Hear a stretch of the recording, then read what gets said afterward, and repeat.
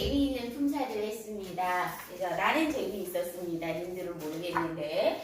자, 그런데 우리가 1월에 만나서 지금까지 뭐를 했냐면 소설을 4권을 했어요. 근데 우리가 소설을 이야기를 했을 때 소설의 내용을 문해력으로 접근을 했을 때는 쉬운데 내식으로 접근했을 땐 다른 방향이 있다. 그러니까 주동인물의 상황과 대응, 갈등의 양상, 심리성격 제시 방법, 그리고 시점까지를 찾아내고 정리하고 조각내는 독해를 이야기를 했어요. 그래서 처음 보는 소설이 나오더라도 어떻게 할 수 있는지를 얘기를 했고, 그 다음에 지난주, 지지난주에 2주에 걸쳐서 품사라는, 다시 말씀을 드리지만 문법을 설명하는 문법이기 때문에 이 품사를 정확하게 했으면 좋겠다. 그러니까 만약 수업 때 이해가 되지 않더라도 클리닉 때 클리닉의 장점이 그거잖아요. 그죠? 저 이거 좀 다시 해주세요. 저는 이게 구분이 안 돼요 해서 피드백을 받았으면 참 고맙겠습니다. 라고 이야기를 했어요. 자, 그래서 오늘까지 그 클리닉을 다 끝을 내고 그러면 품사가 난 잘 이해가 안 되는데 어떡하나 걱정하실 필요 없으시고요. 우선 품사를 들은 거를 지금 어느 정도라도 기억을 해두면 완벽하지 않더라도 학교 수업이 이해가 잘 되십니다. 학교에서 들었을 때 나 이거 들어본 적 있어. 이게 목표거든요. 그죠? 그리고 4월쯤에 또 할 겁니다. 문법은 한 번에서 끝이 나지 않습니다. 말씀드렸잖아요. 중3에서 고1 올라갈 때 문법 특강의 1강이 품사입니다. 그래서 무조건 해야 되는 거라서 될 때까지 하겠습니다. 지겨워도 하겠습니다. 라는 이야기가 나왔고요. 오늘 11강은 운문문학이라는 게 나왔습니다. 자, 운문문학에 대해서 이야기를 했을 때 이걸 4주에 동안에 이야기를 할 거예요. 우리가 알고 있는 운문문학이라는 게 뭡니까? 시죠. 그죠? 이게 시를 4주나 해야 합니까? 라고도 하고 또 어떤 쪽에서는 3학년 정도 됐을 때 이제 보호자분이랑 통화를 하면은 되게 많은 분들이 하시는 이야기가 우리 아이가 다른 건 괜찮은데 시는 너무 헷갈린다고 해요. 왜냐하면 그렇잖아. 시라는 거는 사람마다 다르게 받아들일 수 있는 거잖아. 시라는 건 주관적인 거고 감상이고 정서고 그러니까 너희가 다 다르게 받아들일 수 있는 거고 내가 아는 잔소리는 다 니네 선배들의 흑역사. 선배들이 그런단 말이야. 선생님 저는 이렇게 느껴져요. 왜 이게 안 돼요? 라고 이야기를 할 수가 있어. 너무나 당연한 거야. 그래서 우리는 이 시도 규칙과 논리로 하는 거랄 거예요. 우리 맨날 하는 게 뭐죠? 1, 2, 3, 4. 품사도 1, 2, 3, 4의 공식으로 순서대로 해주세요 했고요. 소설도 1, 2, 3, 4 공식으로 이 규칙대로 하기로 약속을 했죠. 그잖아. 너희가 앞으로 고3까지 수능까지 만나야 되는 시의 작품의 개수를 셀 수 있어? 없어? 없어. 작품 개수를 셀 수가 없어. 우리 교과서에 2개 나왔어요. 그럼 이 2개만 나와야 돼? 아니야. 객관식 보기가 시잖아. 그래서 객관식 보기 5개가 시로 나올 거고요. 학력평가 수능에서는 어떤 시가 나올지 아무도 모르시고요. 여기에 모길로 가시는 분 있으세요? 손? 모길을 1학년 때는 외부소설, 2학년 때는 외부 시를 무조건 넣습니다. 희한한 학교입니다. 근데 난 모길이 아니야. 다행이다. 아니라고. 니네는 뭐가? 객관식 보기가 시로 나온다고 했잖아. 그러면 처음 보는 시야. 가면 니네 학교 시험 범위니까 상관이 없다고 쳐. 근데 문제는 이렇게 나온다고. 한 8번쯤에 보기와 가의 공통점으로 보기에 처음 보는 시가 나왔어. 자, 실제 너희가 국어 문제 한 문제당 쓸 수 있는 시간이 45초에서 1분 25초 정도가 쓸 수 있습니다. 이 정도 배점을 해야지. 미안해요. 감기 아니고 살에 걸렸어. 잠깐만.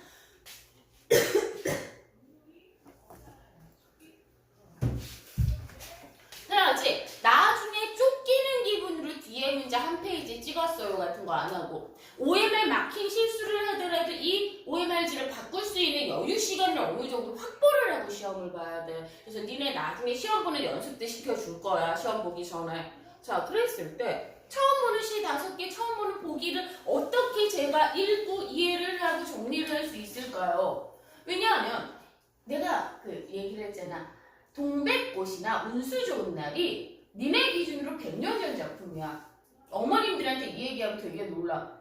그러네요. 우리 애들한테는 100년 전 작품이네요. 그렇지 않아? 그러니까 니네가 안 쓰는 말이나 사회문화적 배경이나 이런 게 나올 수 있잖니. 니네가 이상한 게 아니야. 우리 아이가 어휘력이 많이 떨어져요 라고 이야기를 하는데 그것도 그런데 시대가 달라졌어. 옛날에 쓰는 어휘가 더 이상 쓰지 않는 경우들이 많단 말이야. 소설 같은 데에서, 시 같은 데에서. 그러면 너희는 영어 독해를 먼저 배웠기 때문에 일대가 모르는 단어가 나오면 이거 뭐지? 이거 뭐지? 모르겠는데 그럼 나는 이 시를 모른다고 판단을 내버려.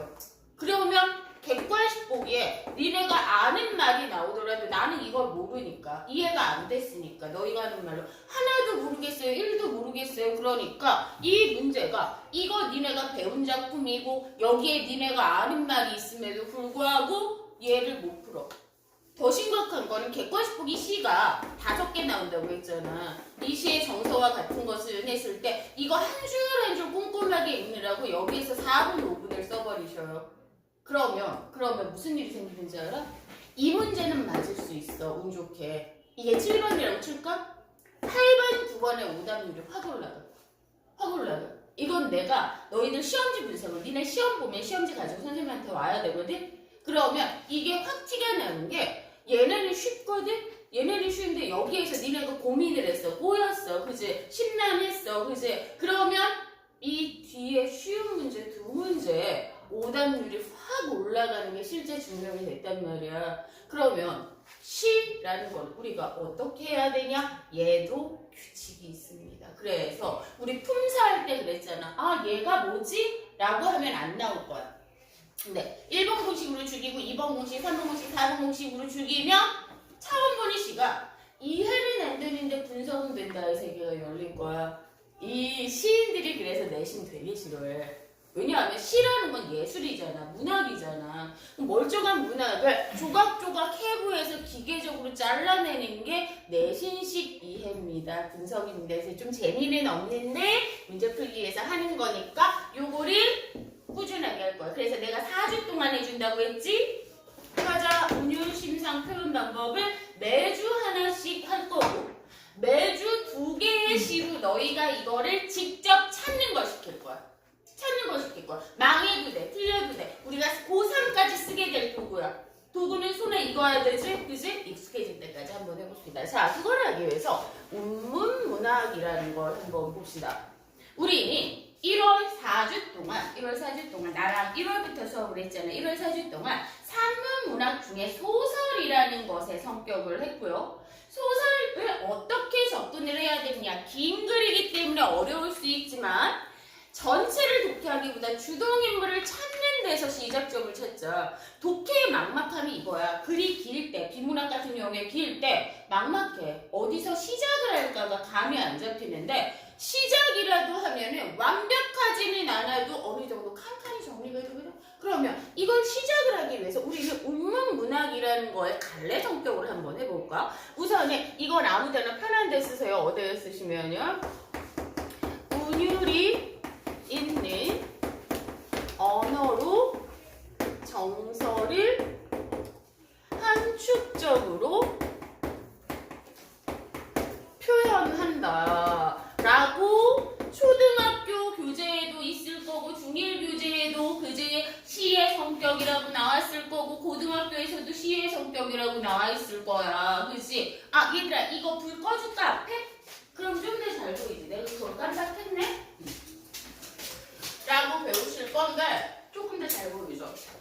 이거를 문제가 이거야. 그냥 그런갑다 라고 하면 안 돼. 우리는 앞으로 수백 천 단위의 시를 만날 거거든? 그러면 이 처음 보는 시들을 시험지에서 객관식 보기에서 수능 지문에서 계속 만날 때 그치? 얘가 그런갑다 하지 말고 얘가 얘의 개념이니까 이런 성격을 가졌으니까 이렇게 정리해야지라고 스스로 납득을 했으면 좋겠어. 우선이 운율을 반복을 하면 됩니다. 그래서 우리는 2번에서 운율을 찾을 거거든요. 너희가 할 거예요. 근데 이게 너무 재밌는 게 시 안 주고 시험 문제 주진 않잖아. 그럼 시 지문이 있어. 시 지문이 있으면 반복을 하면 운율이 생긴다는 건 니네 그 게임 생각하면 돼. 이렇게 위에서 팍팍팍팍팍 내렸는데 오렌지 끼지 클릭하면 팡 터지고 레몬끼리 클릭하면 팡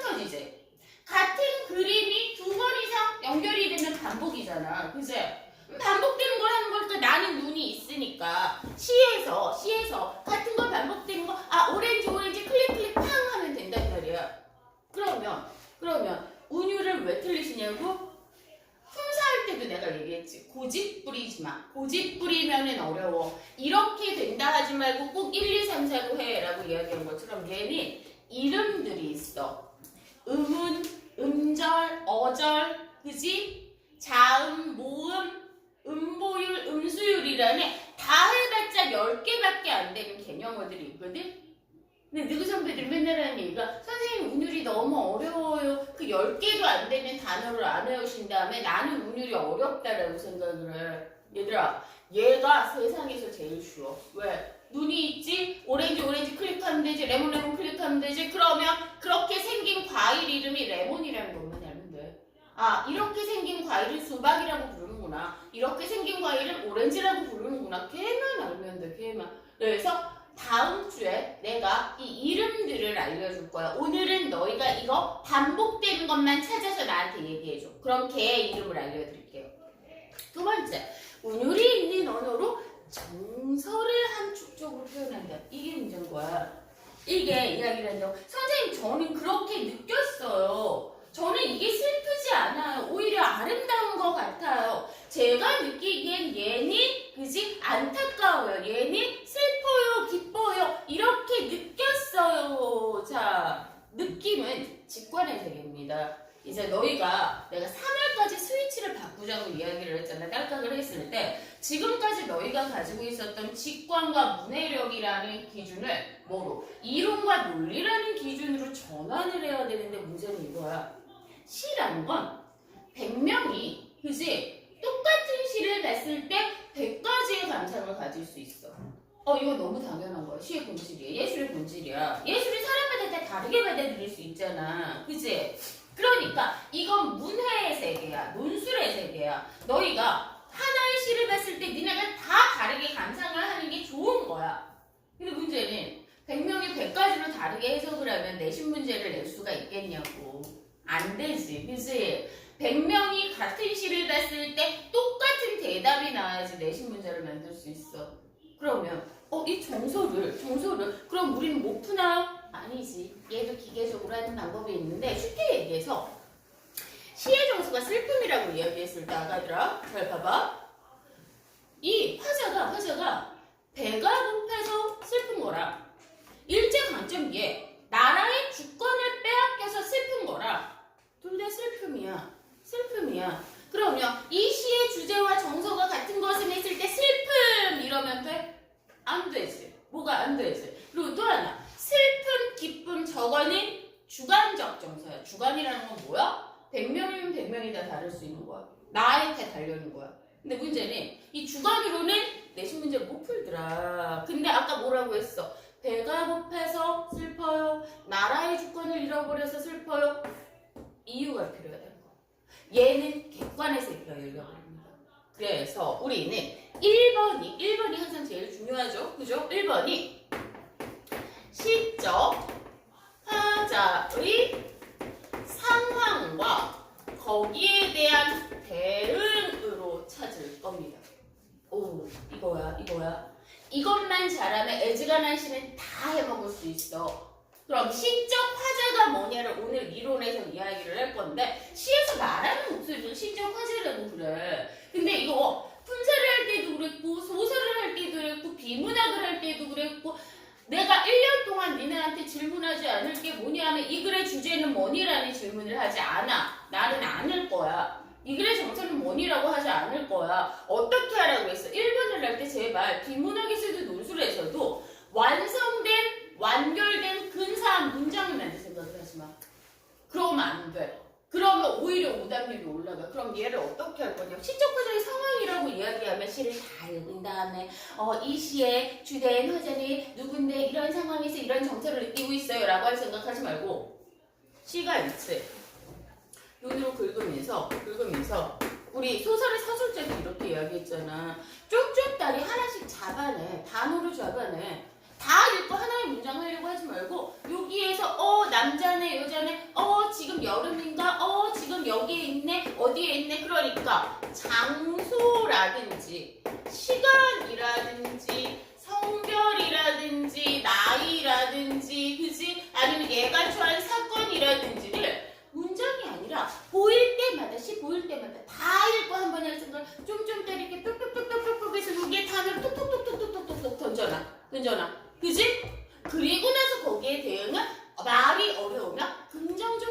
중립적만 잡아놔도 된단 말이야.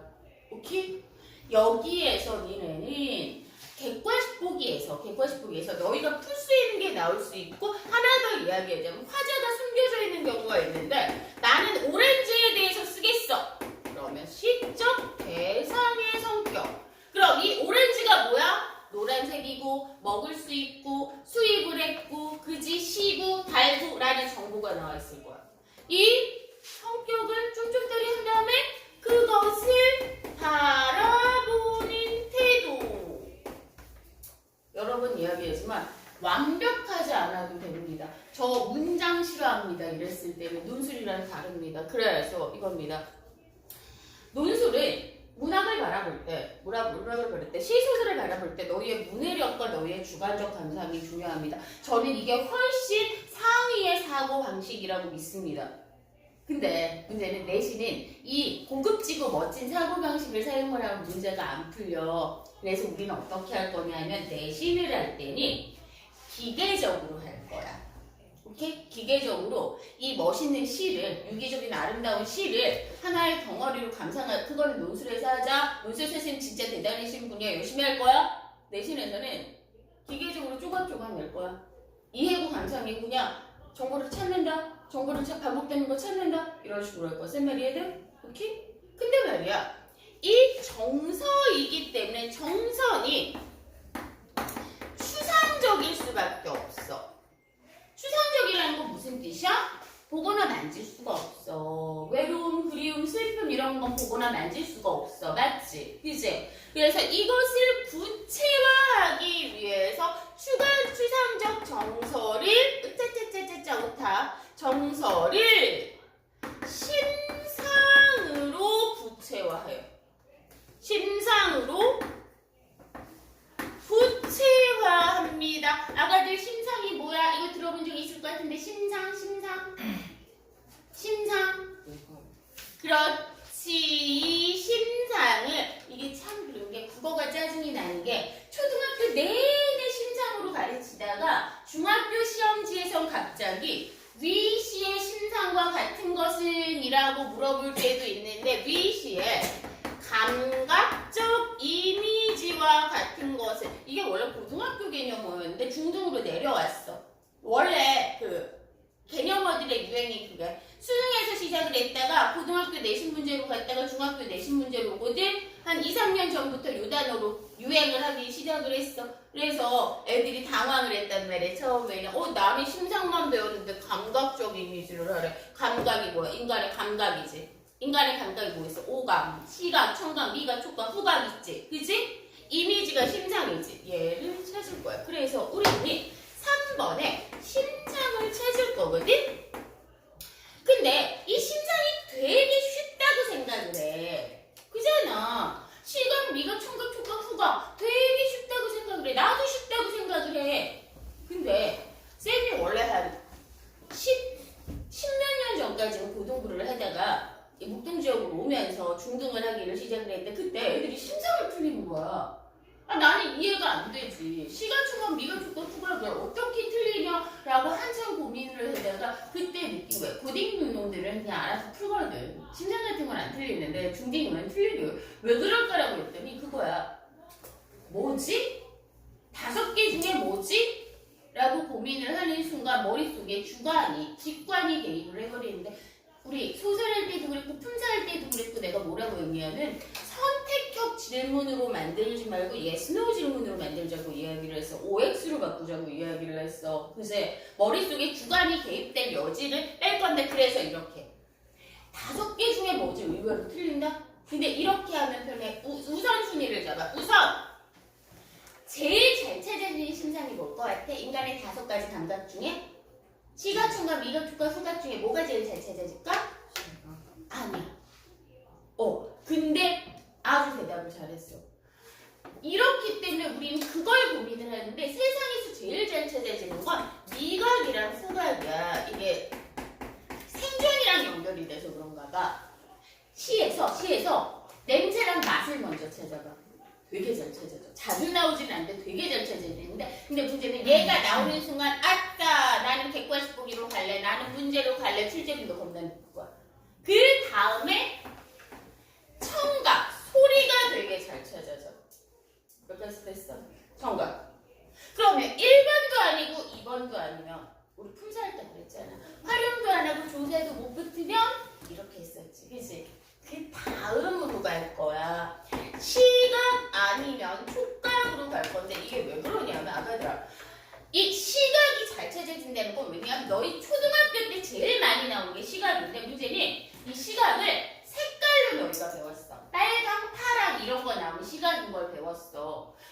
문제는 심상의 시각은 있잖아. 움직임과 형태의 시각이거든. 근데 너희는 이거를 시각으로 잘 의식을 못해. 그래서 이거 하는 거 연습시켜 줄 거야. 촉각도 너희가 뜨거움, 차가움, 온도는 잘 찾거든. 근데 무게와 부드러움과 압력도 촉각이야. 이걸 안 배웠어. 그래서 이렇게 할 거야 오늘. 자, 그것을 함축적으로 표현을 해요. 함축적의 단어 뜻을 알고 싶으면 얘 반대말을 한번 해볼게. 함축적의 반이 아닌 사전적, 지시적 언어야. 사전이 뭐야? 국어사전. 그러니까 사과라는 단어의 사전적 단어는 의미는 다년생 식물에서 나오는 식용 가능한 열매 이렇게 나와 있을 거야. 맞아? 근데 시에서 사과는 사람도 될 수 있고 원죄도 될 수 있고 본질도 될 수 있고 모두 될 수 있고 굉장히 다양하게 해석이 될 수 있는 함축적인 언어를 가진다는 겁니다. 그죠? 이런 함축적인 언어를 아름답게 언어를 바꿨기 때문에 우리는 마지막으로 표현 방법을 배울 건데 이게 니네 1단원이야. 3월에 학교에 가면 한 출판서 갔더니 하나인가 빼고 다 1단원이 시의 운율과 심상 아니면 시의 비유와 상징 그지? 아니면 시의 화장이 2학년 때 들어가는데 요게 들어갈 거야. 그럼 표현 방법은 뭐냐 하면은 너희가 초등학교 때 배웠던 직유법, 은유법, 의인법 이런 게 표현 방법이야. 근데 너희는 이 3개를 배웠는데 한 12개 정도를 지금 알려줄 거야. 그래서 내가 4주 동안 할 거라고 이야기를 했잖아. 한 주는 심상하고 한 주는 운율하고 한 주는 표현 방법하고 이렇게 하나씩 해줄 거야. 조각조각 해줄 거야. 그래서 이름을 알려줄 건데 이번 주에는 너희는 아직 안 배웠으니까 이 3개만 찾는 거 할 수 있는지 보자. 우선 직유법은 하도 많이 해서 찾을 수 있지. 그치? 그러니까 내가 전달하고자 하는 원관념을 그치? 내 동생 비슷한 성격을 가지고 있는 보조관념 귀엽고 깜찍하다. 아기 고양이의 빗대어 표현하는데 듯이 같이 처럼 뭐뭐인 양으로 연결을 해. 아기 고양이 같은 내 동생 그치? 엄마 들꽃 같은 그녀라는 식으로 원관념과 보조관념을 듯이같이 처럼으로 직접적으로 연결을 하면 직유법이야. 오케이? 자, 은유법은 숨겨지는 자야. 은유법이라고 이야기를 해서 원관념이 A인데 A는 B이다. A의 B. 내 마음은 호수요. 내 마음의 상태가 고요하고 잔잔해. 그럼 호수처럼 네가 같아. A는 B이다. A의 B. 사랑의 불꽃. 내 사랑이 불꽃처럼 타올라 라는 식으로 있고요. 그 다음에 의법은 아시죠? 사랑이 아닌 걸 사랑처럼 드러내는 표현 방법 요 3개만 오늘 찾고 나머지는 니네 찾는 거를 다음 주인지 다다음 주인지 모르겠네 순서가. 다음 주가 표현 방법 하다. 다음 주에 표현 방법 이거 말고 다 해줄 건데 표 하나 줄 거야. 박스 하나 주고 폼살처럼 이름 쓰는 거 클리닉에서 확인해 줄 거야. 그래서 요거 몇 번만 하면 되는 요거를 찾을 겁니다. 자, 그러면 처음으로 시가 나왔다. 그러니까 항상 하는 거 선생님 저는 시가 잘 이해가 안 돼요. 시는 다를 수 있잖아요. 저는 이렇게 느꼈어요. 라는 거를 내심 방향으로 되게 잔인하지만 해체를 하고 해부를 하고 조각을 내보자. 또각또각을 해보자. 처음으로 시가 나왔을 때 맞아 찾고 운율, 심상 4번 읽는 거야. 얘가 빨라. 봄이라면서 한 번 열심히 읽는 것보다 찾기. 그러니까 훨씬 빠르게 조각을 할 수 있습니다. 오늘 이걸 연습을 할게요. 자, 여기까지는 지워도 되죠? 자, 여기까지는 지울 거고요. 자, 그 중에 우리는 시의 화자라는 이론을 1번 이론을 하겠습니다. 이 시의 화자는 시인을 대신해서 말하는 인데요. 시인과 같을 수도 있고 같지 않을 수도 있습니다. 왜냐하면 고백적 시 같은 거는 내가 내 마음을 화자의 목소리로 이야기를 할 수 있는데 니네 침묵 같은 경우에는 시적 화자가 여자거든.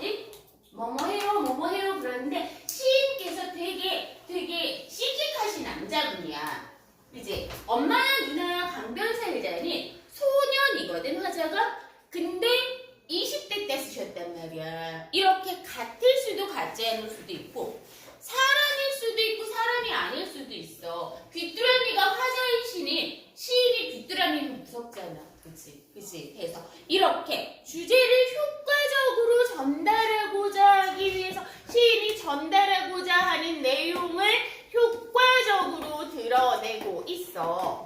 여기까지 됐어?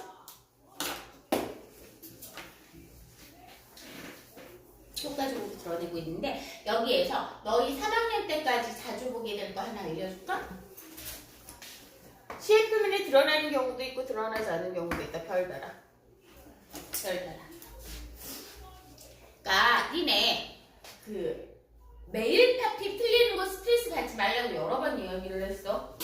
왜? 메일 파티는 학력평가 지문이라고 이야기를 했잖아. 수능 지문이라고 이야기했잖아. 우리 학원이 잔인한 거라고 했지. 야, 너 근데 졸업식 했지? 이제 입학식은 했냐? 입학식은 안 했지. 그럼 너희는 아직 중학생도 아니란 말이야. 그냥 갓 초졸이란 말이야. 초등학교 졸업한 애한테 고등학교 1학년 학력평가 가르치지 않고 준 다음에 풀어와! 라고 하고 있는데 다시 이야기할게. 연습이야. 스트레스 받지 마. 나중에 만나서 충격받기 전에 저 레벨일 때 랩업이 잘 되잖아. 지금 가두면 나중에 고생을 덜 한다는 마음으로 하면 돼. 그래서 나는 니들 매일 파티 안 읽고 풀면은 잔소리를 하는데 비문학 같은 경우는 쉬운. 애지간해서 문학 같은 거 틀릴 때 내가 뭐라고 하는 거 못 봤을 거야. 잤어. 근데 몇 개는 이제 잔소리를 할 거야. 뭐냐면은 처음 보는 소설 나왔을 때, 처음 보는 소설 매일 파티에 나왔을 때 소설 내용이나 이런 거 헷갈릴 수 있는데 내가 잔소리하는 거 그거는 잔소리하죠. 서술자가 소설 내부에서 어쩌니 저쩌니 서술자가 소설 밖에서 어쩌니 저쩌니 이건 틀리면 뭐라고 하지. 왜냐하면 얘는 소설하면서 얘는 너무 찾기 쉬워. 이 소설이 이해가 됐건 되지 않건 간에 니네는 1인칭 대명사를 찾아서 있으면 1인칭 시점 소설 내부했다. 없으면 3인칭 시점. 서술자가 소설 밖에 있다. 얘는 할 수 있다고 했잖아. 수능이고 개꿀이고 할 수 있다고 했지. 그래서 이거 틀리면 2학년 놈들은 나한테 가가지고 욕을 먹거든. 니네는 아직 그 정도는 아닌데 이런 건 해야 되는데 시리즈. 처음 보는 시인데 너무 어려워. 표현 방법 이런 거 안 배워서 모르겠어. 그래 안 배웠는데 오늘 나 이거 가르쳤으니까 이제 뭐라고 해도 돼. 뭐 얘도 마찬가지야. 1인칭 대명사였지? 1인칭 대명사가 뭐 있어? 나, 우리, 저희 이런 거 있지? 시에 있으면 시의 화자가 표면적으로 드러난다. 없으면 숨겨져 있다 표면적으로 드러나지 않는다. 오? 왜 저렇게 강조해야지? 내가 이 정도로 강조하면 문제가 나온다는 거야. 왜냐하면은 시가 나오고 막 어려운 시가 나오고 객관식이 1, 2, 3, 4, 5 있을 때 글쎄 막 여기에 어려운 말들이 있고 애매한 말들이 있고 그런데 3번쯤에 시적 화자가 시에 직접적으로 드러나서 이러한 주제를 이렇게 드러낸다라고 이야기했을 때 1인칭 대명사가 없어. 그러면 여기에 어려운 말이 있건 없건 간에 니네는 이거를 풀 수 있어야 되거든? 맞지? 그치? 근데 이걸 자꾸 안 본단 말이에요. 그래서 아주 중요한 것을 되게 자주 나오는 걸 이야기를 했습니다. 나머지 이론은 그런갑다 하고 얘들아 아무거나 책 하나 접근해봐. 이 책 말고 아무거나 책 하나 접근해봐. 가릴 수 있는 책 하나 접근해봐. 꺼내고 페이지를 넘겨서 122페이지를 보자마자 123페이지를 덮어. 책으로. 쌤빨리 얘도 이제 122페이지를 넘기자마자 123페이지를 덮어. 책으로. 덮었어? 왜냐면 이게 우리 이제 시 분석시킬 건데 오른쪽에 이게 니네 보기 좋으라고 이렇게 해놨는데 니네가 시를 분석을 해야 되는데 무의식적으로 오른쪽을 봐. 보고 싶지 않은데 보여버려. 그래서 가렸지? 눈으로 읽으면서 1, 2, 3, 4 해보자. 시작. 보. 읽어. 쭉 1, 2, 3, 4 하자.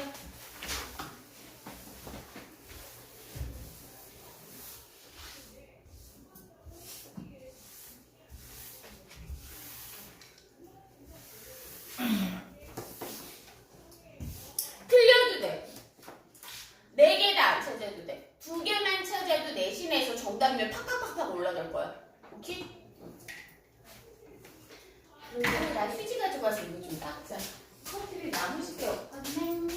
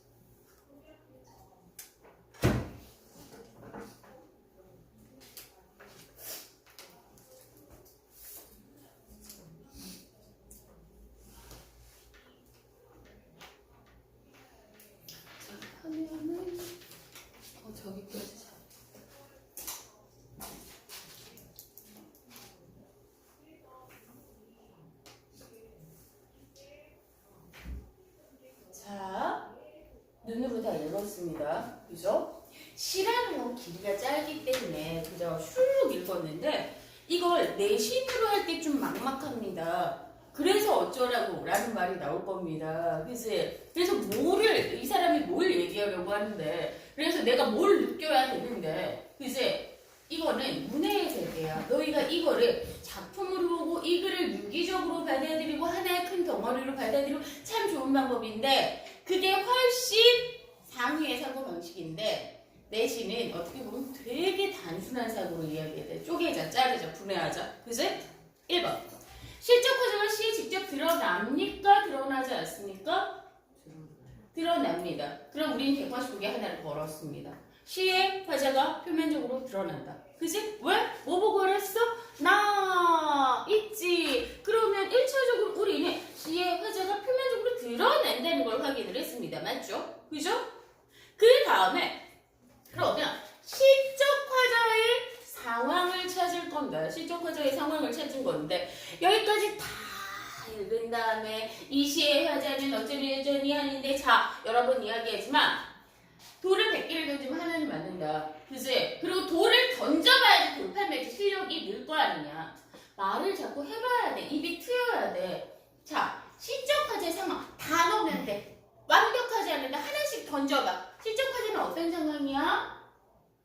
시적 화자 어떤 상황이 있지? 그렇지. 아주 잘했어. 지금 시적 화자는 1번에 혼자 있어. 맞지? 왜 혼자 있어? 엄마가 시장에 가서 혼자 있어. 맞지?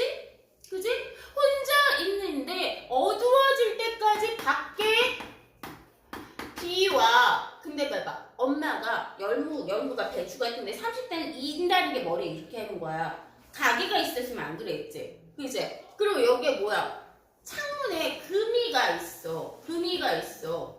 그리고 얘 딱 봤을 때 혼자 있는데 어린아이 같은데 얘 돌봐주는 사람 있어 없어? 혼자서 울고 있지. 혼자. 그지? 혼자라고 밖에 비가 오는데 가난한 거 같아. 그지? 돌봐줄 사람도 없는 이런 상황이야. 맞아, 여기까지? 이런 상황에서 혼자 있는데 엄마는 안 오고 밤은 됐고 비가 와. 그지? 그 상황에서 어둡고 무섭고 엎드려 훌쩍거리고 있어. 두려움과 외로움을 느끼고 있는데, 맞아? 상황 대응. 아주 먼 옛날 이라는 시어가 나타났어. 그러면 현재 시적 화자는 어린아이야? 아니지. 이 상황에서 성인이 되어 회상을 하고 있는 것이 됐습니까?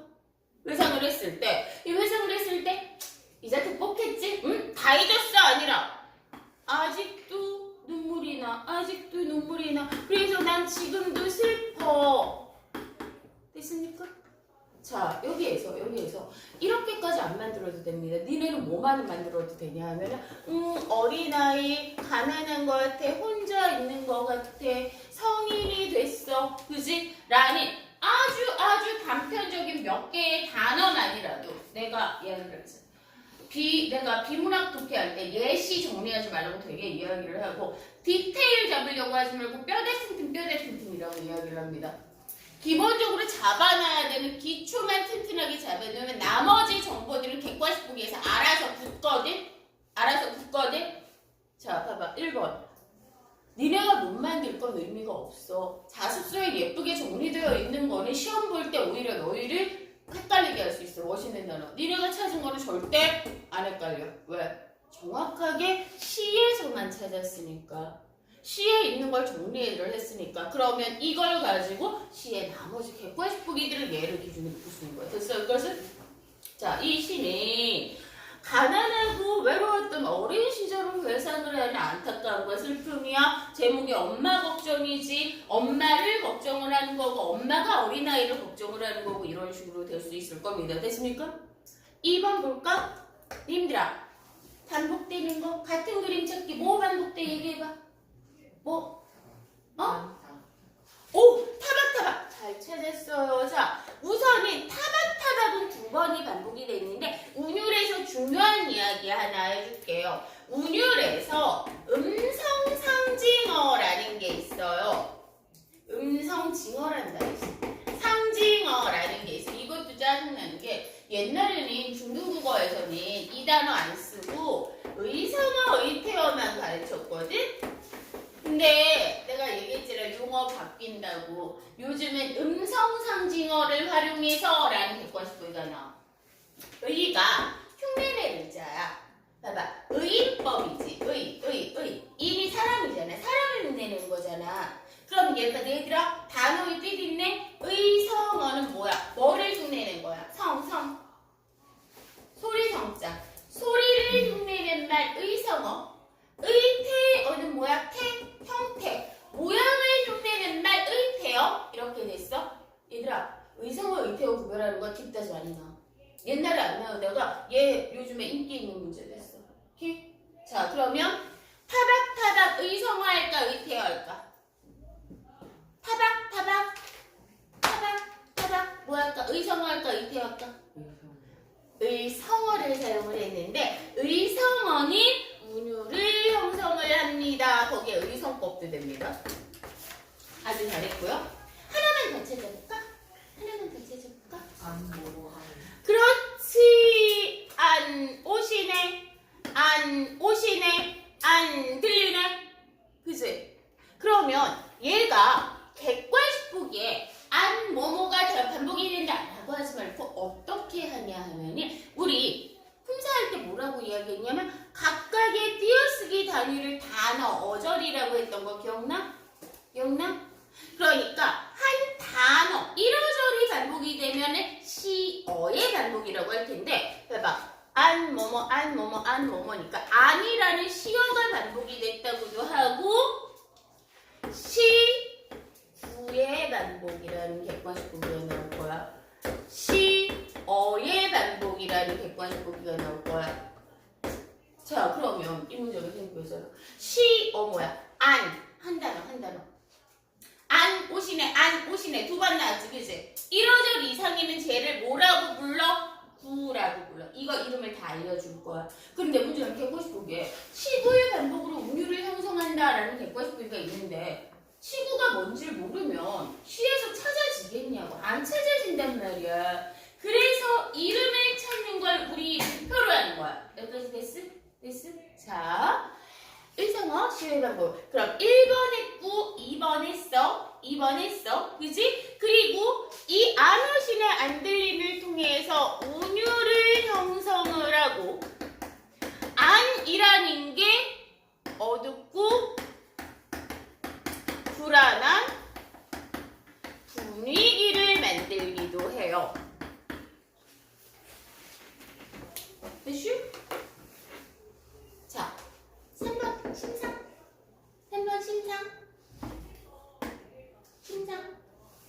무슨 심상할까? 정답. 그렇지. 찾아지잖아. 빗소리. 청각 심상이 있지.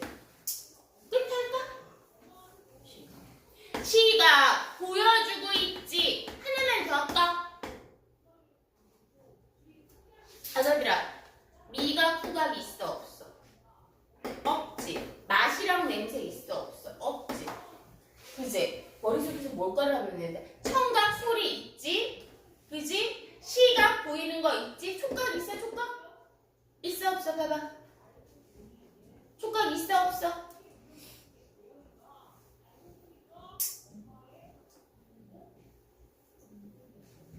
있어요 없어요? 촉각?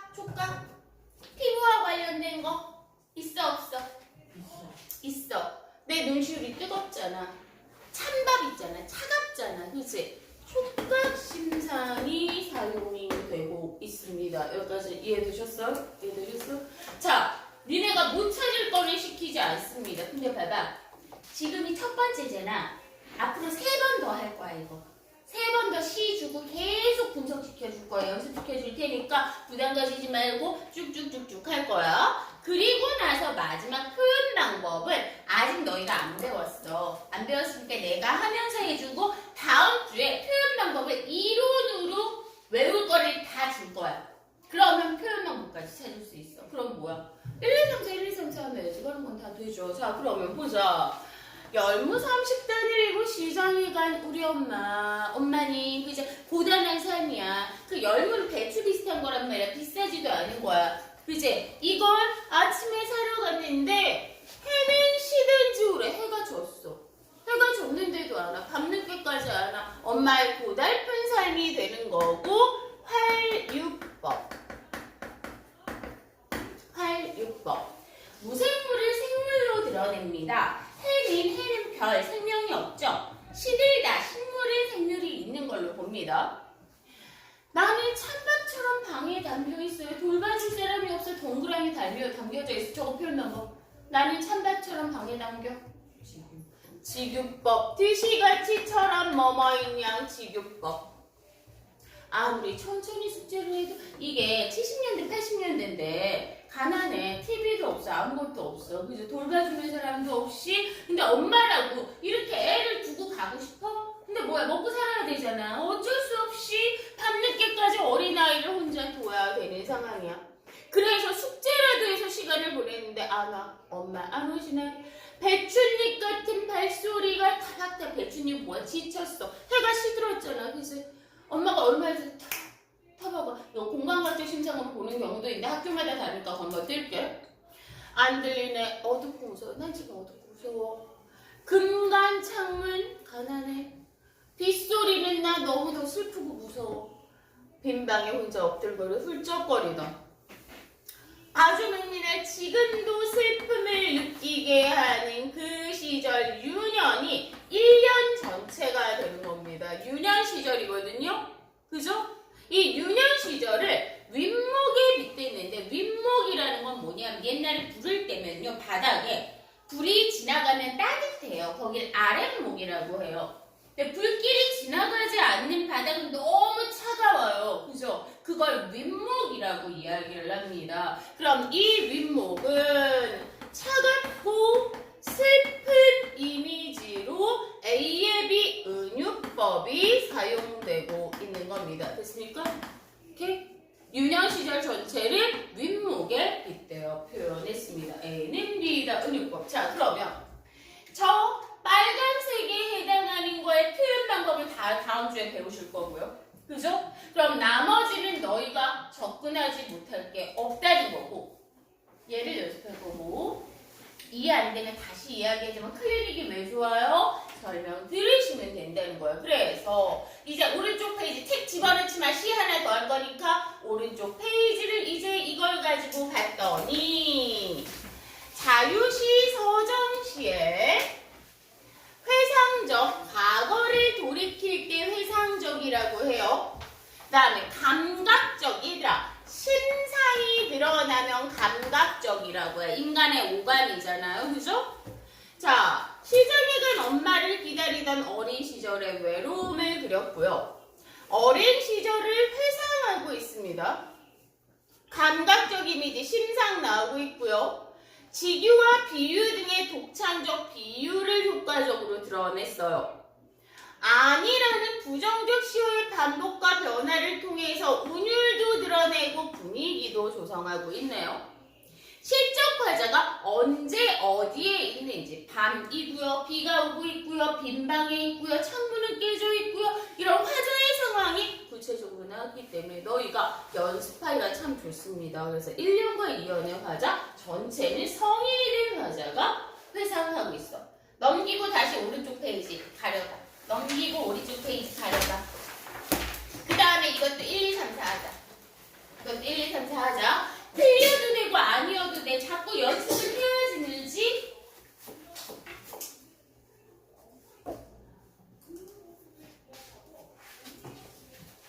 자, 나 이거 출결 보는 거예요. 노는 거 아니에요.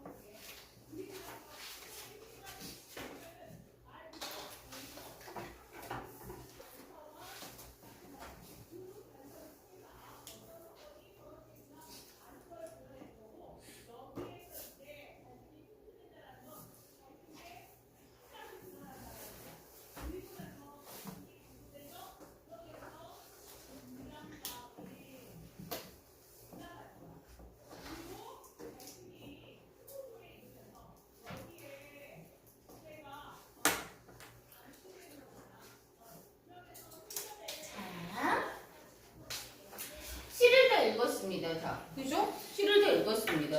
이게 항상 시를 볼 때 막막하지. 그래서 이 사람이 하고자 하는 얘기가 뭔데, 그래서 이 시어의 의미가 뭔데, 이런 거 한 다음에 이런 문제 나왔을 때 이렇게 기억한 다음에 기억의 성격으로 적절한 니은의 시의 의미로 적절한 이런 거 나왔을 때 지금까지는 뭐냐 하면 막막하게 풀었단 말이야.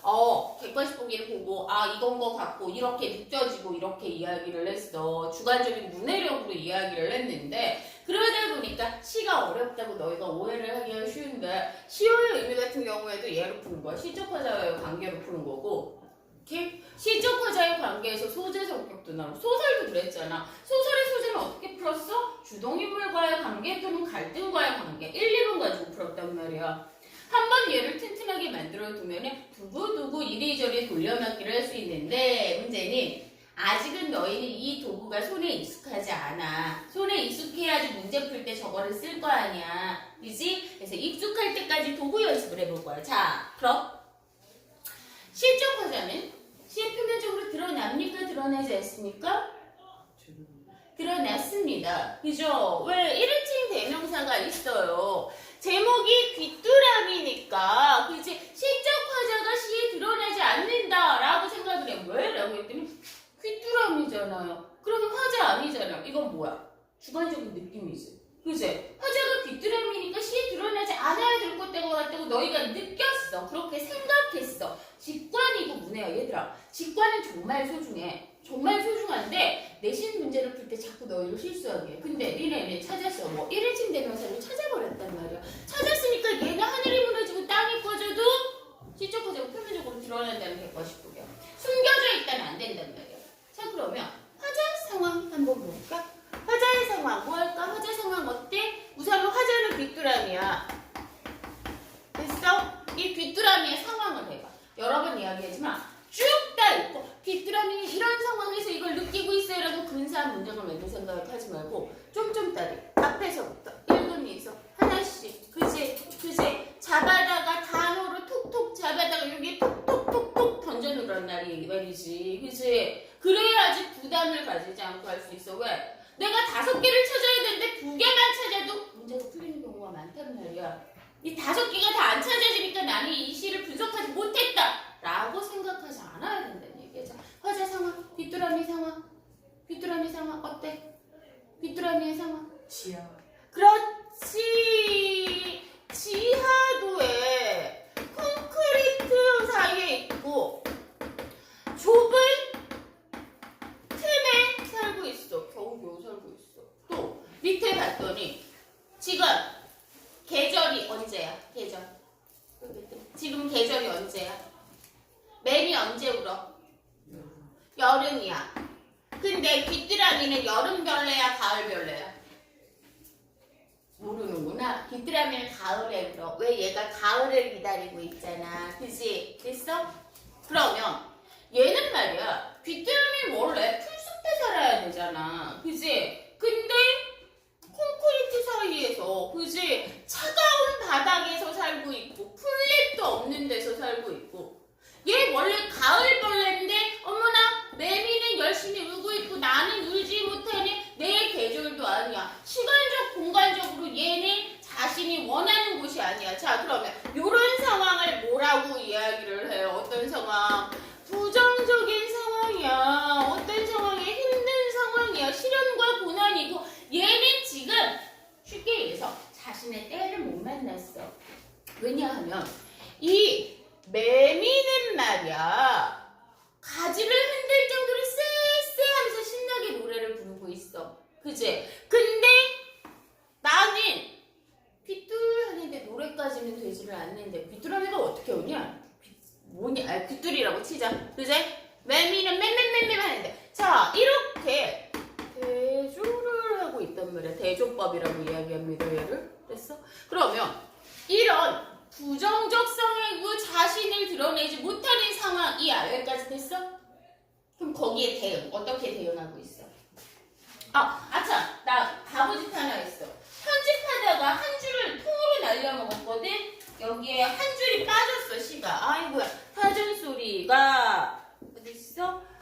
누구의 마음을 하나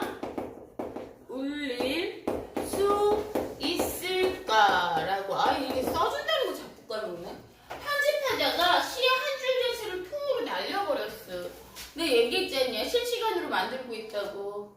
그래서 막 편집 실수 팡팡 터지는데 모르겠다.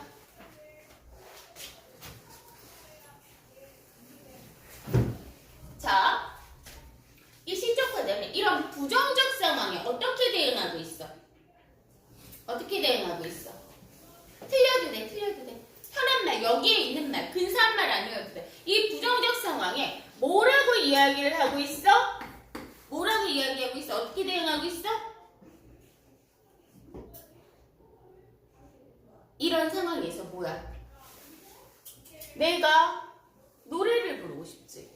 그지? 이 노래는 어떤 노래를 부르고 싶으냐 하면은 누구의 마음을 하나 울리는 노래를 부르고 싶어. 누군가의 가슴을 실려간다는 건 누군가에게 위로가 되는 노래가 되고 싶어. 이거를 설의적 표현이라고 이야기를 하는데, 설의적 표현이라는 거는 그제 질문을 통해서 강조를 하는 거야. 어린아이의 생명을 지켜야 하지 않겠습니까? 내가 니들한테 물어봤다가 아니요 그러면 돼? 안 되잖아. 지키란 소리잖아. 지키란 소리잖아요. 서리법인데 되게 자주 나오는 표현단 걸. 얘들아, 문학은 어좀 어려워도 돼. 시 지금 간 안 잡혀도 돼. 4주에 걸쳐서 반복해 줄 거야. 자, 봐봐. 뭐야? 이 시적 과정은 누구의 마음을 울리는 시 노래를 부르고 싶어. 누군가를 위로하는 노래를 부르고 싶어. 이런 상황에서 누군가를 위로하는 노래를 소망하고 있어요. 포기하지 않고 있죠. 그죠? 그래서 이거 2학년 기출문제입니다. 이걸 집어넣어줄 이유가 올해 교과서가 바뀌잖아. 그래서 올해 교과서가 바뀌어서 이전에 15교과 과정에 있는 거에 기출문제들이거든. 얘 기출문제가 되게 자주 나왔던 게 뭐냐, 표현 방법도 나오고 뭐도 나오고 그랬는데 뭐가 나오냐면요, 자, 이 시를 누구에게 들려주면 좋을까? 이러이러한 영이 이러이러한 철수지 이러저러한 했을 때 이거 그거 생각하면 돼. 친구들은 다 데뷔하는데 아직도 연습하고 있는 아이돌 연습생. 그지?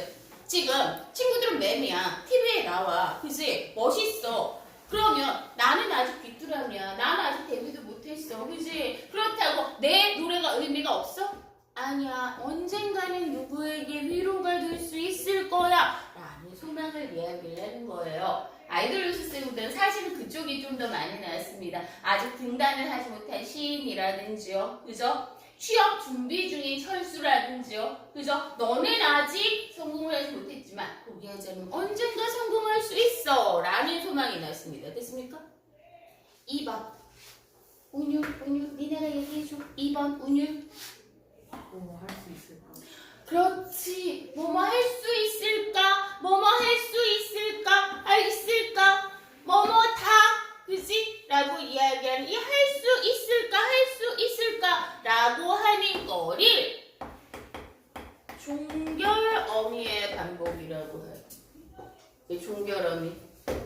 동사 형용사에 쓸 때 어간어미 했던 거 기억나지? 예쁘다, 예쁘고, 예쁘니, 예뻐서, 고니, 어서 얘를 어미라고 하고 말을 끝을 냈으니까 종결어미란 말이에요. 의문은 종결어미의 반복으로 의문을 형성을 한다. 니네가 다 아는 말이야. 이걸로 끝낼까? 운율 다 안 보여? 눈으로 긁어봐. 눈으로 긁어봐. 그렇지. 울음이 반복이 돼. 쟤를 뭐라고 부를까? 시어의 반복이라고 하겠지. 이러저리니까. 맞아? 그리고 하나 더. 귀뚜루루 뚜루루. 이거 뭐라고 해? 귀뚜루루 뚜루루. 의, 성, 반복했지. 말씀드렸지만 얘는 이름만 외우면 눈 있으면 다 찾을 수 있어. 전혀 걱정하지 않아도 돼. 너희는 할 수 있습니다. 심상.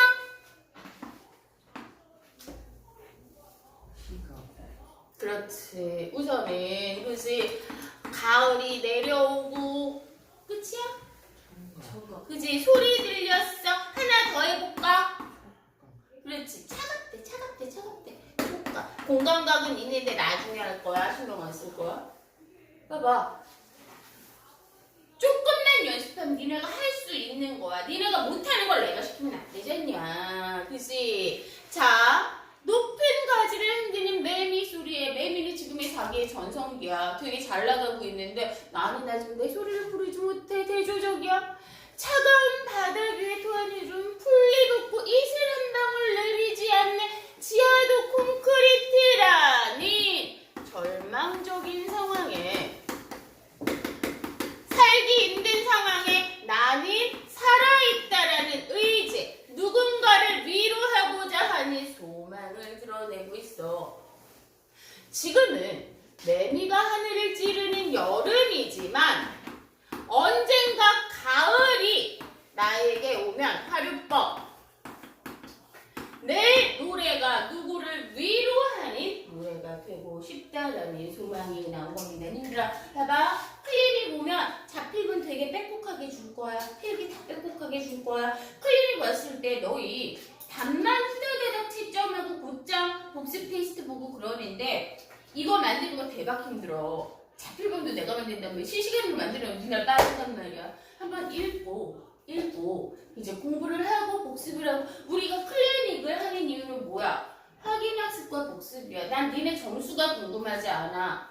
너희가 잘 이해했는지를 확인하고 싶은 거니까 꼭 보실 거예요. 자, 그래서 오른쪽 보시면 이제 체크하셔도 돼요.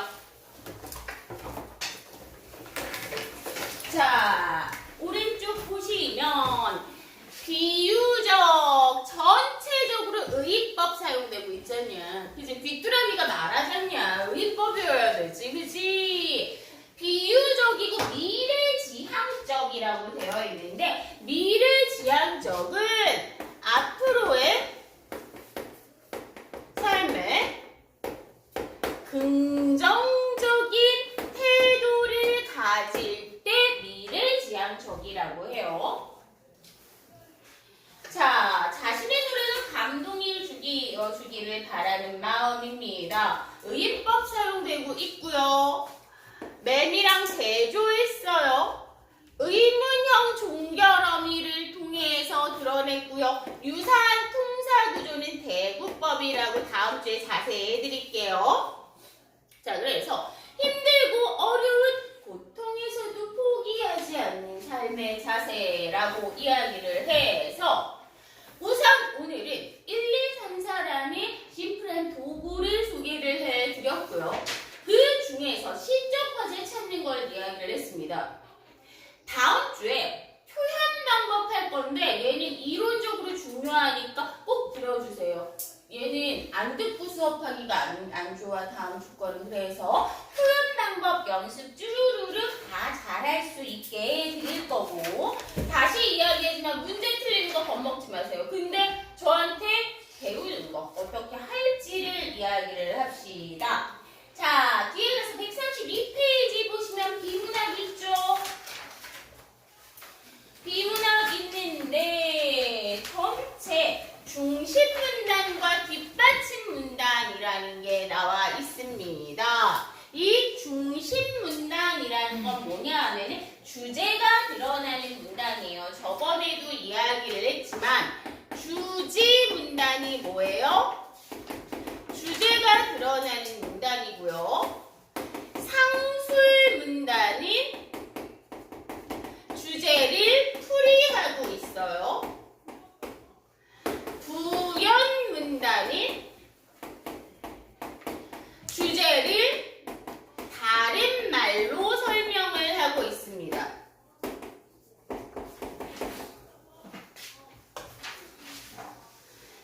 그리고 나서 뭐 예시 문단, 요약 문단, 정한 문단 이런 거 있는데 여기서 중요한 건 이름이 아닙니다. 자, 우리 비문학 저거 시간이 안 되면 자세하게 못하지만 저걸 매주 하면서 숙제를 하라고 하는 건 이겁니다. 이 밑에 이것도 워드 작업 다 따로 하는 거야. 오타를 그래서 보일 거야. 그래서 야 봐봐. 읽는 연습을 이렇게 해보라고. 그냥 눈으로 쭉 읽고 이해가 안 돼, 이해가 돼 이러지 말고 내가 잘 읽고 있는지 시키는 대로 한번 읽어보자. 그래서 비문학 지문 난도가 계속 높아지고 그러고 있는데 어렵다 라고 하지 않고 그러면 이 사람이 하라는 대로 한번 해볼까? 라고 연습을 하는 거를 꾸준하게 시키고 있어요. 여기까지 되셨습니까? 그래서 오늘 운문문학 니네가 3월에 학교 들어가자마자 대뜸 만나게 되실 거고요. 아마 수행에 이런 거 나와. 무슨 표현 방법을 사용을 해서 시를 창작을 해라. 근데 요즘 수행의 유행이 뭐니? 절대 집에서 해오라고 안 해. 도움을 받는 이런 것 때문에 무조건 학교에 가면은 이제 예고를 하는 경우도 없고 예고를 안 하는 경우도 있고 갑자기 큐트프라고 하고 조건 준 다음에 지금 여기서 쓰고 내고 가라고 하거든. 오케이? 그러니까 니네 글씨체 연습도 좀 해야 돼. 예, 잠깐만, 나 이거 녹화 좀 끝을 내고 열심히 하시고 클리닉 때 봅시다. 글씨체 연습을 해야 되는 게 왜냐하면 수행에서 이렇게 A4지를